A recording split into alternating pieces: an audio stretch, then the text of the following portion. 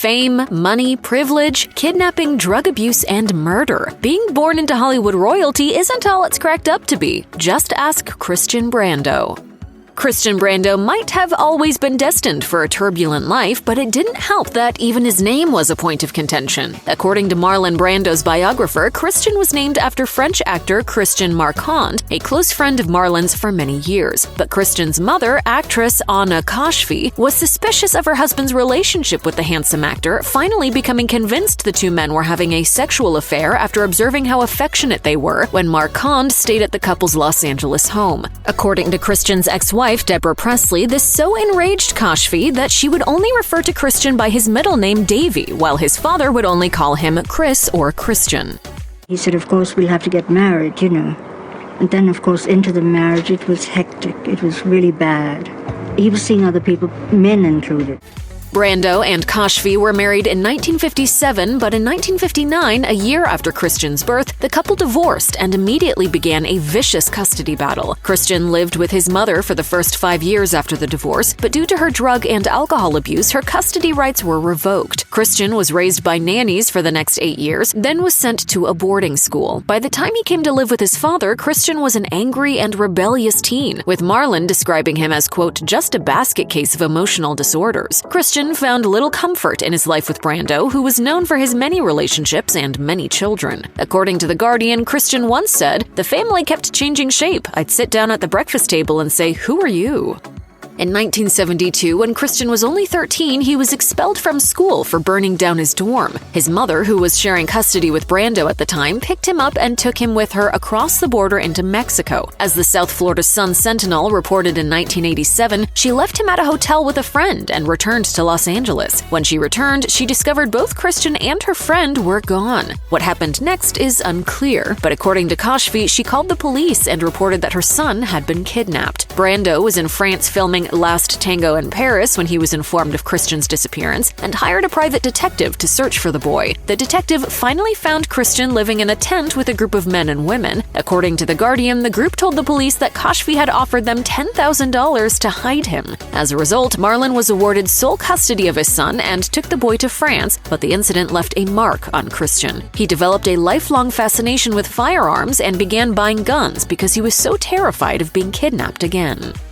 Although the world loved Marlon Brando for his movie star charisma and talent, Christian found his father's big personality difficult. Per The Guardian, film producer Carmine de Benedictis once observed, "When Christian is near his father, he seems to shrink. He seems to be crushed by the force of his father's character." Marlon was the absentee father, gone a lot of the time, and Brando's biographer added that he alternated between lecturing Christian and giving him expensive gifts. After Christian was arrested as a teenager for firing his rifle at an abandoned building, he phoned one of Marlon's employees and begged him for help, explaining that his father would kill him and that Marlon frequently hit him. Because I know in my heart, now you might think, well, every father is going to believe that his son is right.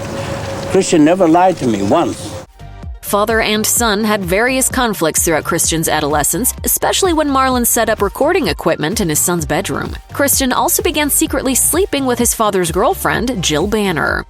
Christian first started taking LSD at age 13, according to the Los Angeles Times, and this early experimentation with drugs led to a lifetime of substance abuse. In spite of Brando's best attempts to keep his son away from drugs, Christian could always find a fix by stealing marijuana from neighbors like Jack Nicholson. His father put him through a detox program at St. John's Hospital, but Christian was thrown out after 3 days. His addictions soon caught up with him, however, when he was later forced to join Alcoholics Anonymous after his dependence on cocaine spiraled into a $500 per day habit. During his 1991 criminal trial, Christian spoke about how his mother affected his childhood through her addictions, stating, "I grew up with an extremely violent mother. She drank and we had a lot of problems. My whole family, except my father, is alcoholic."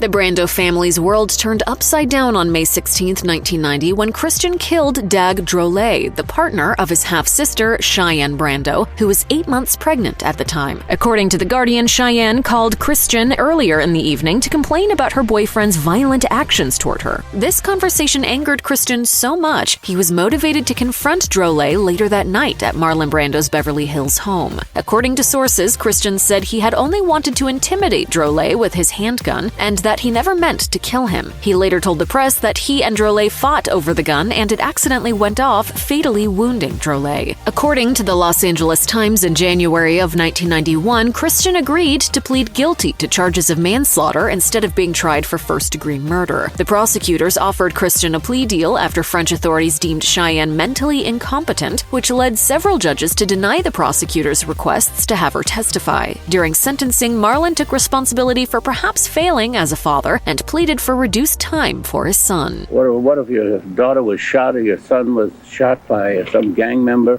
What would you do?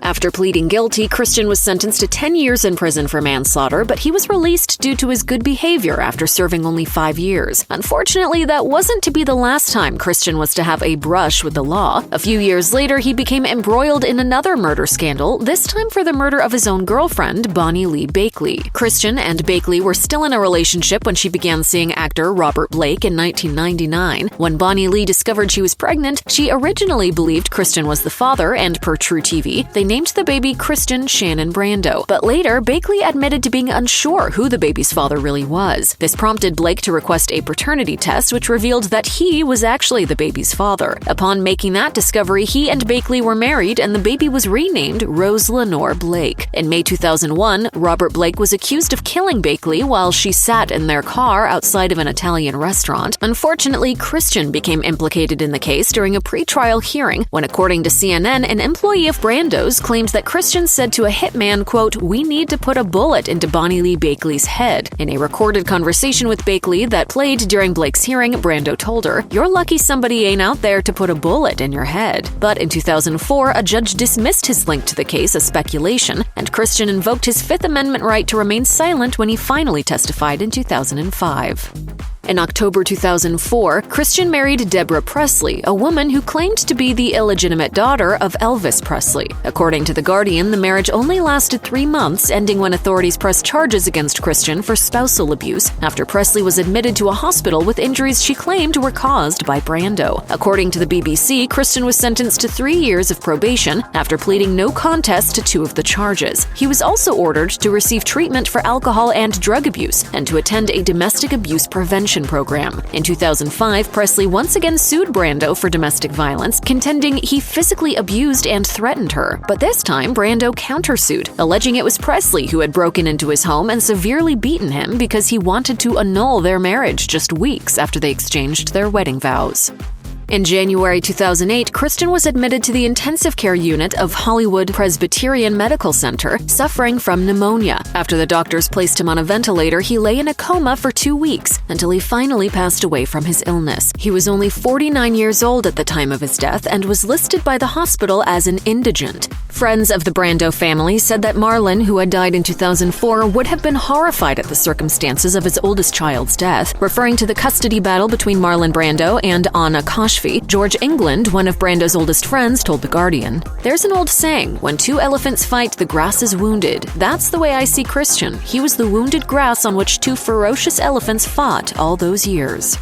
Sadly, Christian's death didn't bring an end to the chaos that had followed him throughout his life. His surviving relatives argued about how his lifestyle had led to his pneumonia, with his ex-girlfriend, ex-wife, half-siblings, and mother continuing to fight over the funeral arrangements, including trying to decide whether or not to do an autopsy. The Los Angeles County Coroner's Office eventually did perform one, but it proved to be inconclusive. In the end, it was Christian's ex-wife, Deborah Presley, who appeared to be the most disturbed by the circumstances of his death, stating that Marlon always wanted Christian to have a roof over his head as well as health insurance. She claimed that Christian had always been his father's top priority because, as she said, Marlon knew Christian couldn't take care of himself. If you or anyone you know is struggling with addiction issues, help is available. Visit the Substance Abuse and Mental Health Services Administration website or contact SAMHSA's national helpline at 1-800-662-HELP-4357.